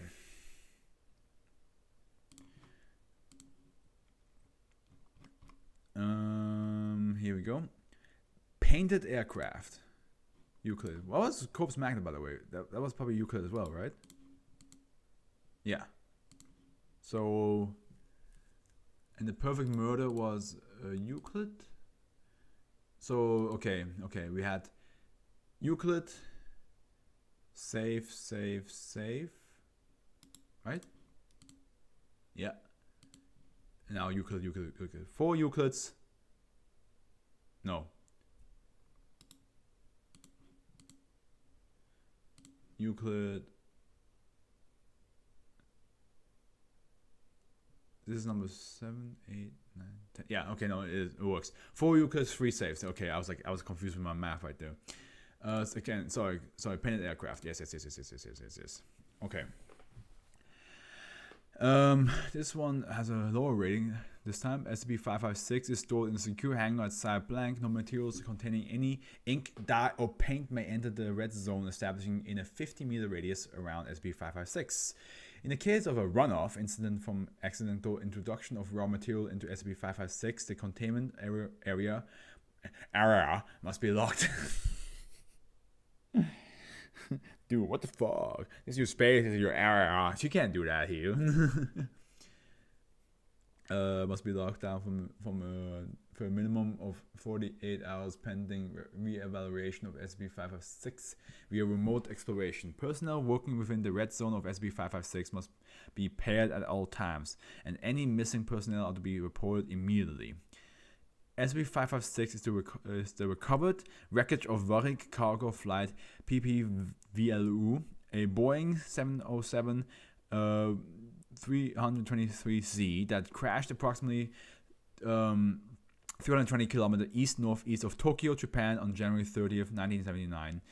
At the time, the aircraft was carrying 153 paintings when a Foundation listening post picked up an anomalous Mayday signal from the flight. Officially, the aircraft disappeared without a trace and no wreckage was ever recovered, Foundation assets were able to recover SCP-556 mostly intact at a depth of blank, by the triple-digit number, meters on blank blank 1979 and transported the wreckage to site blank, where it remains today. The exterior of SCP-556 has sustained extensive damage consisting with a high-speed impact into water followed by exposure at crush depth. Despite this, the interior of SCP-556 is mostly intact and was in fact discovered dry at time of recovery and 86% covered by a layer of paint. Spectroscopic and chemical analysis has shown this layer to be a mixture of the paint on the paintings carried by VLU on its last flight, with traces of human DNA. Sorry, I should check again. Okay, she's good. The paint forms a continuous static scene depicting a large industrial complex with several human figures being data exposed. What is happening with the humans? Tell me what's going on. At time of discovery, no physical remains of the cargo or the 6 crew members could be found, and an initial survey showed that the painted scene contained 68 uniquely identifiable individuals, of which several have shown incredibly similarities to descriptions and photographs of the missing crew. Okay. So they're in the picture. Translated excerpt from the damaged cockpit voice recorded CVR recorded from the SCP-556. Unintelligible coming up from the cargo hold. Unintelligible, got unintelligible, close to the unintelligible, screaming unintelligible. Mayday, this is going down the Mayday, screaming cut off. End of transcript, loss of onboard power. Addendum 2. Yeah, I'm not being very sold on this SCP, gotta say. On blank, I mean, it reminds me of The Shining. How, like, Jack, he then became part of the painting. It reminds me of that. Ugh. On blank 1980 blank, an attempt to transfer the paint from the interior of SCP-556 to another medium was made. SCP-556 subsequently data expunged within a 200-meter radius. Subsequent analysis shows 217 unique individuals within the scene, and coverage of the cabin walls has increased to 91%. Further attempts to remove the paint have been suspended, penciling further investigation into the incident. And now Addendum 3, blank 1990 blank. A Class D maintenance worker with extensive tattoos over 46% of his body accidentally walked within the red zone of SCP-556 and was immediately data expunged. Current figure count within SCP-556 now stands at 218, with paint over 92% of the cabin walls. Class D personnel must now be screened for body tattoos before being allowed within SCP-556 containment area. So it takes in paint, it seems, and a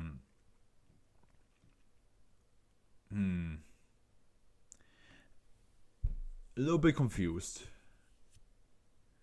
Like, so it takes in paint, and the people that were on the flight were in the painting itself.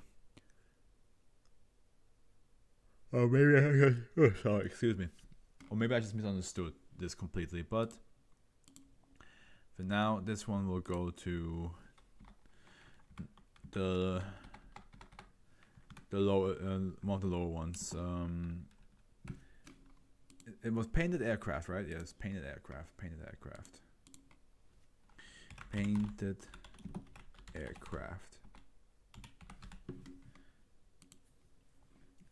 This might be just because I don't fully understand it. That if I fully get it, maybe it would be higher, but in the same time, also, it is one of the weaker ones for sure. Okay, the last 3 ones. Here we go. Ancient containment site. Ooh, the highest rated one so far. It's another Euclid. Okay, as it is not possible to relocate SCP-557, researchers Site 29 has been built surrounding it. Geographic and aerial surveys of the area have been altered to make it appear to be an empty desert with no valuable archaeological or mineral features. Again, just gotta check here a little quick. Gotta make sure she's fine.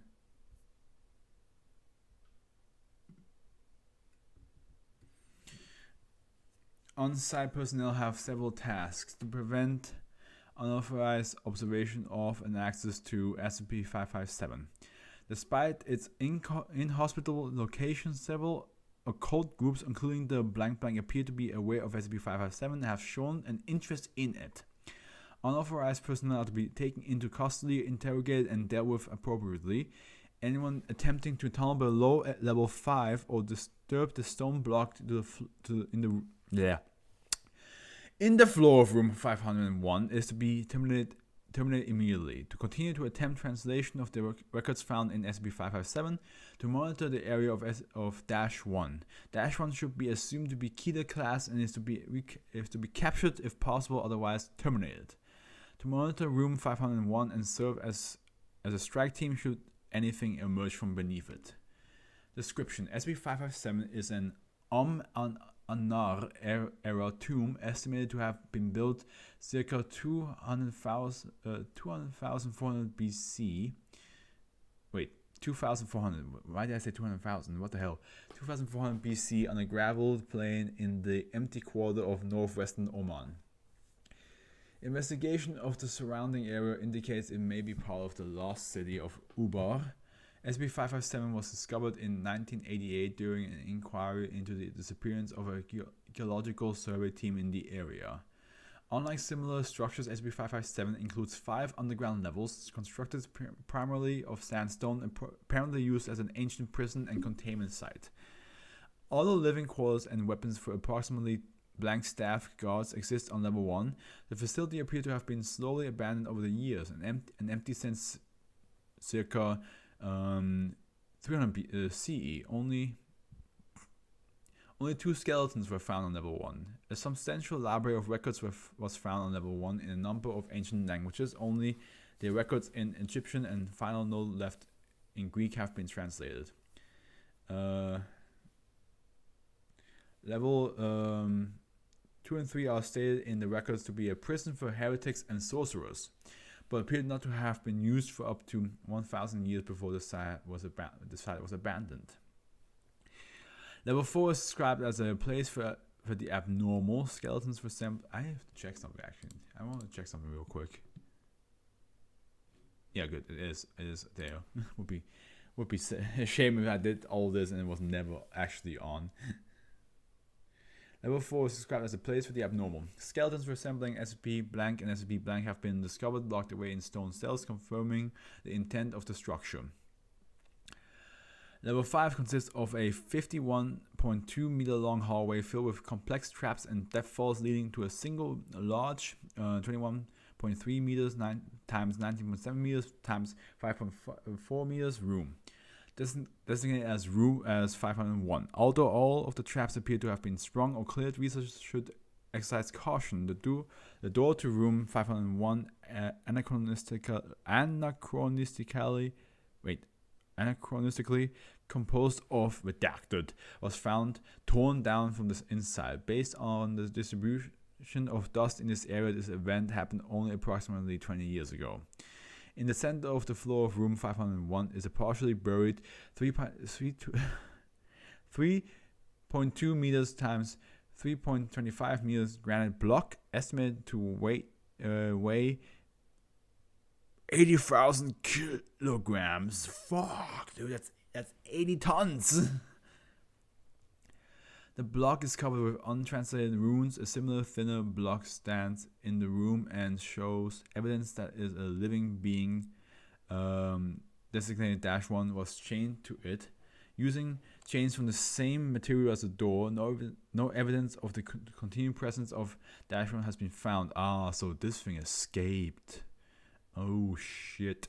Translated records only refer to -1 as the prisoner, with the exception of the reference in Egyptian to the bastard son of Apep. Apep. Trying to think of Apep. That sounds familiar, but I can't put my finger on it. Is it like is it? Yes, Apophis. Yes. The snake that who will eat the sun. Yeah. Okay. Ooh, yeah, that's bad. That is bad. If it truly is a son of Apep, that is bad. And if it's a oh god, yeah, you gotta find it. Translation will no found in the records room. I will write in Greek so that any learned from man who finds this place will understand. I am the last of the keepers, and I will be dead soon. The sands are taking this place, and perhaps it is for the best. The prisoner must not escape, and the gateway and the dark must never be opened. I do not think the gate can be moved, but who knows of the prisoner? Not even the gods could kill it, and it was only with their help that he was secured. Without the rituals, I do not know. Secure the door the best you can, and never move the stone. Dude, I don't know why, but the pure idea that this is an ancient containment site and it contains something very powerful that is gone is so freaky. It's so scary. it's like yeah, it's the same idea as going to like a cemetery and asking to like I don't know why you would. I don't know why you would, just to like ask like if you can see your grandfather's corpse. Maybe like you want to like maybe there's like a flower in there and you want to like put a new rose in the basket. I don't know, something like that. And then you open it up and it's empty and you're like that's not supposed to be like this. Yeah, no, that's creepy. That is creepy. I'm gonna put this actually in number 3. It's going to take over ahead of its time. What was it called? Ancient containment site. Ancient containment site. Okay. Yes. Ancient containment site. Yeah, that something about the idea that it held something very powerful, and that's gone now. Something about that just makes it so freaky to me. I don't know why. I don't know what potentially could be the reason, but something about that, you know, it's just something. Okay, how long have we been recording? Doesn't show on here. We've been almost 2 hours. If maybe this will be another nicely packed 2 hours stream or video. This one's a big one, big boy. And hey, we're back to the safes. Strange contact lenses. Okay, here we go.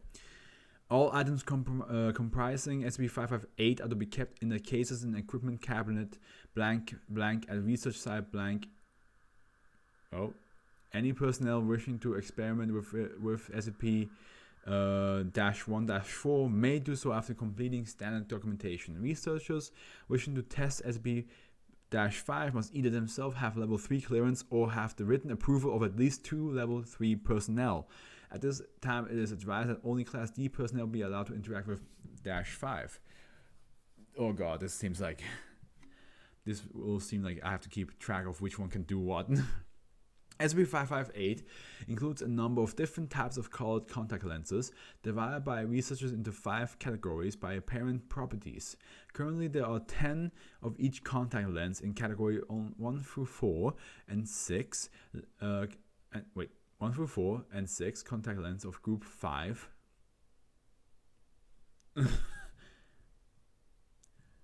whereas normal contact lenses are fitted to a particular wearer's eye shape by diameter and curvature. Each individual lens in SB558 seems to be able to conform to any eye shape. Testing is currently underway to determine the composition of the material without damaging the lenses. In the resting state, they have been observed to have a 10mm diameter and 8.7mm base curve radius. Subjects using the lenses with prescriptions required different dimensions, reported initial discomfort and a tingling feeling as the lens adjusted to the shape of their eyes. Rather than standing clear, each lens has a colored central portion slightly wider than the average human iris. The colors are red, violet, green, gray, and black. These colors seem to correspond to distinct properties, though all lenses appear to correct visions to 20/20, regardless of subjects' actual vision quality. How this occurs is currently unknown, though testing is ongoing. SB558 was found in a toiletry case in the bathroom room blank of the blank hotel during a raid called in to investigate reports of data expunged. The saline solution found accompanying SB558 was determined to be normal, so any standard solution may be used. No other extraordinary items were found in the bathroom. So first of all, the fact that it gives you 20/20 vision doesn't matter what kind of eyes size you have. It's pretty good. I like that. I think that's pretty useful. But that might be the only positive. Who knows? Maybe the rest of it is just pure batshit craziness. Oh, we're going through each and every one. Oh, I like that. I like that each one gets its own little paragraph. Okay. Dash 1 includes 10 red contact lenses. I get it. Okay, so we have... So wait, 1 through 4 and 6 contact lenses of group of 5. I see. Well, I don't... forget it. Testing with these lenses met with initial difficulty as subjects immediately complained of blinding light even when they closed their eyes. Repeated testing in different locations finally revealed that these lenses allow a wearer to visually perceive electromagnetic emissions of a longer wavelength than visual light. Since the Earth is usually blanketed with radio wave communication which passes through flesh eyelids, these must often display blinding amounts of light. In shielded underground facilities, however, it is easy to manage provided inter-facility radio communication is restricted. Subjects reported seeing infrared radiation very similar to night vision goggles, though the color seen was not exactly red. Test subjects have had great difficulty in expressing the colors seen, but they are adamant that their lenses do not simply convert light or red, but actually show a distinctly new color. They simply lack the language to describe it properly. Yeah, I mean, that's another thing, right? If there is a new color, how would you ever describe it? How would you explain it? It's a new color that you never seen before, and probably like the fucking color wheel doesn't have on it. So yeah, I always wondered how we humans would deal with that if a new color were to pop up. How would we ever find a way to explain this? It's kind of like the same way to explain to a blind person what the colors are. How would you ever explain that? How could you explain that? Dash 2 includes 10 violet contact lenses. Testing with group 2 was more successful than 1 as initial tests took place inside. However, when test subjects were allowed to view outside, daylight was significantly brighter than normal, and several persons had their vision permanently damaged due to sudden exposure. Oh. Yeah, see, that's why I said, like, even though the 20/20 vision is nice, the rest of it could just maybe not help out at all. Tests indicate that those lenses inverse to the red lenses allow wearers to perceive wavelengths shorter than visual light. The addition to the... Oh my god, my nose is so itchy. The addition of the ultraviolet radiation from the sun is already intense visible light means that direct sunlight is simply too intense to view comfortably. Test subjects were able to see X-rays coming from a nearby medical examination room. Testing with gamma rays is being planned, though researchers are unsure if they might harm Dash 2. Dash 3 includes 10 green contact lenses. Testing with the lens of group 3 revealed that rather than allowing a wearer to perceive wavelengths of previously invisible, the green lenses enhance the colors of the visible spectrum into a high degree, so the saturation basically. Test subjects reported an unparalleled vividness of color and clarity in normally dull objects. A Class D personnel with a history of drug use reported a similar experience to the use of some hallucinogens,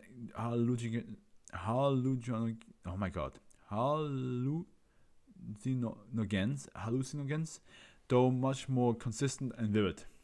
So far, the only adverse effects observed have been headaches and eye strain after looking at particular colorful images and objects. Yeah, basically, like, it bumps the saturation up to like 100. Dash 4 includes 10 gray contact lenses. This one has the biggest paragraph, so next to the next one. But so this might have some really funky, or as my best friend would say, some really fucky effects. Subject wearing lenses from Group 4 report being able to see only in grayscale. However, it was quickly noticed that somehow subject's field of vision had been expanded. While normal humans have 140 field of binocular vision with 40% peripheral vision, 20 degree, sorry, not percent, 40 degree peripheral vision, and so wait. While normal humans have 140 degree field of binocular vision with 40 degree peripheral vision, 20 degree peripheral vision on 20 degree each on the right and left. there we go. Testing indicated subject's binocular vision covered 210 degrees, while the peripheral vision covered an additional 60 degrees, 30 each on the right and left.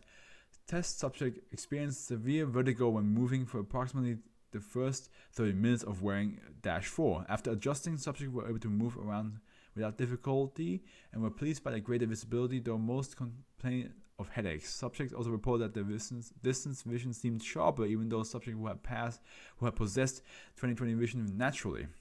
When Professor Blank theorized the increased field of vision is due in some way to a bending of perspective, researchers asked test subjects to attempt to focus on an open doorway. Approximately 1 in 3 subjects were able to bend the vision around a corner and see a brief glimpse into the hallway. All subjects attempting this, even those who failed, experienced mild to severe migraines immediately afterwards. Further testing to understand and to take advantage of Dash 4 is ongoing. That's pretty dope. Honestly, that's pretty cool. I think that's pretty cool. I was kind of hoping that the other lenses were something like this. While I understand that seeing all this different wavelengths of stuff is can be interesting to somebody else, to the normal average minded person, it doesn't mean much. But this one, the next Dash 3 and 4, that makes more sense to us. That's like, okay, Dash 3, first of all, nobody wants to see that. That's like it's like those family vlog YouTube videos where like everything like it's like oversaturated, and you like after a while you just look at them like, oh my god, this is just so much, and only children can enjoy it because they don't really care. They don't care how oversaturated it is, but as an adult it just hurts your eyes. While Dash 4, that's just cool being able to like actually like see beyond like here. Now let's see what Dash 5 is. Dash 5 includes 6 black contact lenses. Currently, only Class D personnel should be allowed to test Dash 5.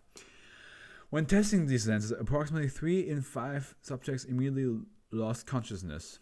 Those remaining conscious immediately shut their eyes and began to shake violently, demanding the contacts to be removed. Oh boy, what do you see, guys?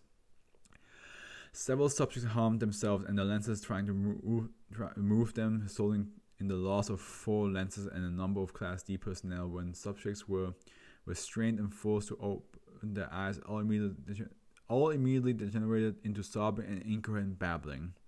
Most subjects black out shortly after this point. To date, 2 subjects have remained conscious and open-eyed with Dash 5 in their eyes.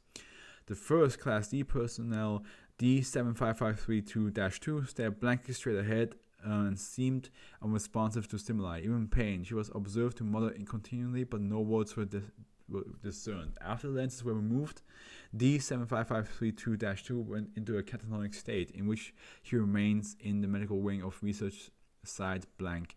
An interview with the second Class D personnel, D34421-9, is appended as document SB 558-5A is theorized by Professor Scully Blank and Dr. Blank based on the interview that the dash blank lenses somehow allows subjects to perceive time, often called the fourth dimension, in a visual way. It seems that the average psyche is not capable of handling the increased perspective, and in most cases the mind turns inward, causing unconsciousness and memory loss consistent with dissociative amnesia. Experimentation is ongoing in an effort to further understand Dash 5, especially if they enable the wearer to see points in time other than the present. Researchers are hopeful given that testing has revealed the wearer's ability to control the effects of Dash 4. Priority is given to testing involving possibilities of precognition. Ooh, damn. It's a shame that that it's just a theory though. It could be something completely else. It could be something really messed up. Like they see something that's not supposed to be there. Kind of like how Maki in Jujutsu Kaisen cannot see cursors, but she needs to have glasses on. Kind of like that.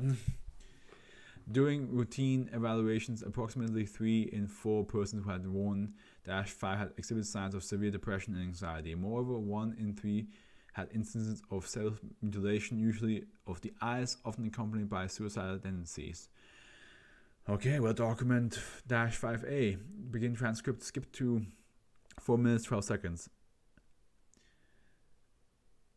I'm going to ask again. What did you see? What was that? Web. Web? Elaborate, please. It's a web. What is a web? It's damn sure not a line. It's not a circle either. It's a fucking infinite web. Are you referring to what you saw? You were able to see a web? Look, why don't you put the damn thing in? Then you understand. Then you know. Where was this web? Everywhere. What do you think it was? Shaking becomes more violent. Security called in to assist restraint. I ask again, what do you think it was? It was you, it was me, it was everyone in the world, all connected, branching out, who they were, who they will be, and the depth of everything was there. Calm. The end. Dark. Then let me see the edges all the way. So dark. Sophie begins to weep. I don't understand. Pray to God you never do. Sophie begins to apparently sedated. Oh, damn. Okay. That's quite a lot. That is quite a lot. It's definitely better than Painted Aircraft. But I would still put it below Impossible Puzzle. This one was... What was this one called? This one was called... Strange Contact Lenses. Yes, sir. Yes, sir.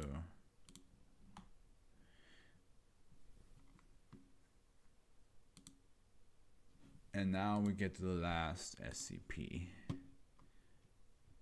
which is a decent short read called Birthday Time and another Euclid. This had a lot of Euclids in it. Okay. SB559 will be stored appropriately for any of the objects it will be stored appropriately for any object it has taken the form of. Within a secure safe containing 3 other baked items inaccessible to those below level 3 security clearance. Usage of SCP-559 is only to be done under the supervision of level 4 or higher personnel with prior approval. This guy has the highest level that needs approval. It was 1s and 3s. This one has 4.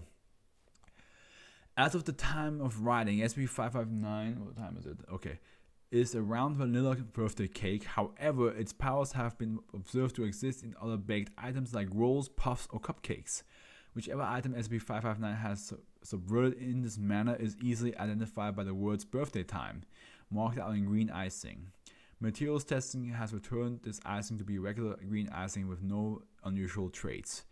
When lit candles are placed into SCP-559, they cannot be extinguished by any means by someone who is not celebrating their birthday. However, they can be put out by people whose birthday falls on that day, termed birthdayers for convenience. Wait, what?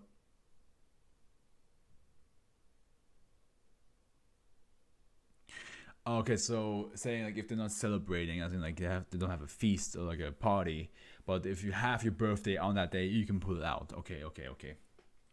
Upon which the subject will have the age changed to the equivalent of the number of calendars on SB 559. This effect lasts for 24 hours before the subject reverts to the original age. Oh, that's cool. So for 24 hours, you can be young again or older. Testing has revealed several other properties. SB 509 seems to regard anything burning as a candle. Just a log. Regardless of its size or orientation, matchsticks, fireworks, and even high explosives have been used, and when stuck into SB 509, all were easily blown out by birthdayers. Tests have been conducted with a number of candles from 1 to above 900.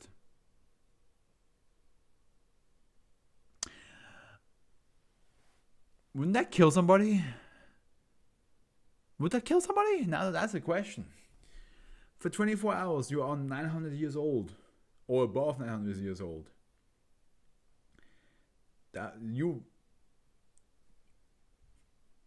Unless you're Master Roshi, you're not gonna survive this.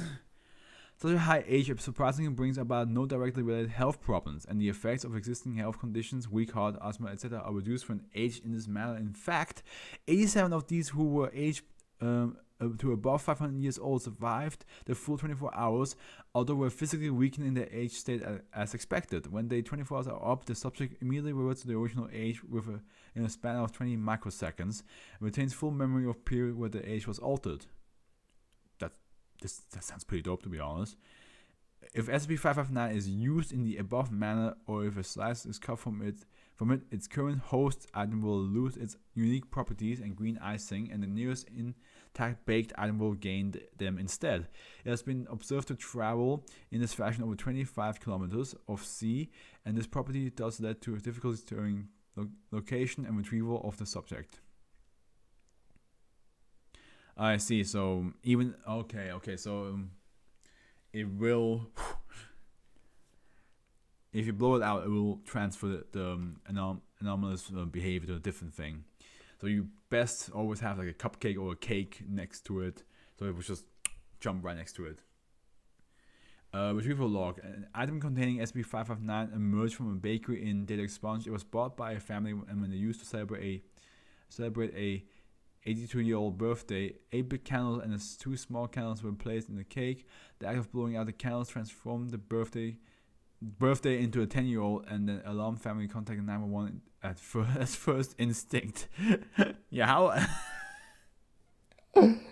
oh my god, how would you react? How else would you react? You see your grandma suddenly become a 10-year-old child.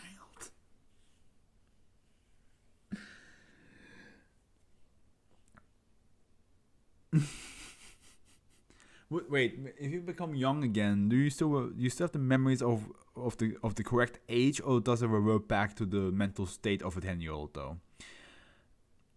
Routine monitoring of the 911 call centers alerted the foundation to SB-509's presence, and after making suitable negotiations with the family for secrecy, the spent cake was secured. However, after testing was done, it was realized that SB-509 was still in the public domain, and it sparked a hunt for all baked goods similar to the original cake. It was eventually located after it took on the form of a puffy pastry, the green icing portraying its unnatural properties, and has since been secured. Addendum 1. Although we appreciate the test subjects attempting to gather data for us, seeing as birthdays are only once a year, I would like to remind everyone that there should always be at least one fail-safe baked item nearby to contain 559 after usage. Recently, there was one usage which had no backup item. Fortunately, the staff canteen was serving cupcakes that day. Consider yourself warned. Yeah, basically, always bring. Just yeah, like you probably have enough staff and D class members to fill each day out. So each day, just let them blow out and just have some baked goods with you. I think that's pretty creative. I really do like that. I think I'm gonna put it above the ghoul. birthday time. I'm gonna put it above the ghoul and below ahead of his time. And let me just get all the numbers in order. Oops.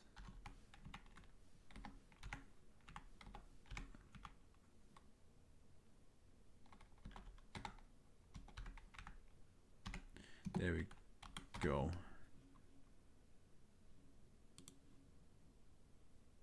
There we go. I know it's a bit hard to see because of other text in the way. Let me shrink it down like that. There we go. That's the order of the SCPs that I enjoyed. From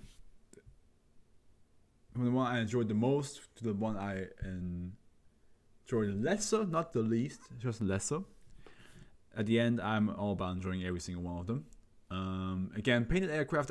I just it's on the bottom for me because I didn't really fully get what it was supposed to do. I understand that it takes in painting or anything that's like ink, dye, and painting. It takes that in and it just absorbs it, and then the canvas gets more and more filled. And there's people in there that were in the crash. I understand that. I'm just confused. What does it just take painting? Why are the people who were in the crash in there? Like, were they transported in that thing, or does it just paint them? Like, that's the part I was a bit confused about. But other than that, I think that's how it goes. So, I will see if I can do tomorrow as a potential live stream of SCP-5, the 560s. I do have a friend over, so I'm not sure how much energy I will have to do that. But if I do, at latest it will be 10 p.m. This is what is London time? UK time. Okay, BST. 10 p.m. BST, maybe. So I'm very sorry that I have to give you guys another one where it's unsure if what do I want to say? I'm tired now. Another live stream that it's unsure if I can stream it or not. I will have to ask her what time she will go, and then I will stream it on the fitting time. If I have the energy, I might have to cancel it throughout the day. Who knows? I might just come on and be like, I'm sorry, it's cancelled, or I just go and read like a couple. Who knows? I don't know. It's all on what happens on the day itself. But for now, thank you very much for watching, you guys. I hope I see you guys tomorrow, if I have a stream tomorrow. Or, you know what? I hope I see you guys in the next video. That's all I have to say. So, enjoy your day, and the Afro's with you.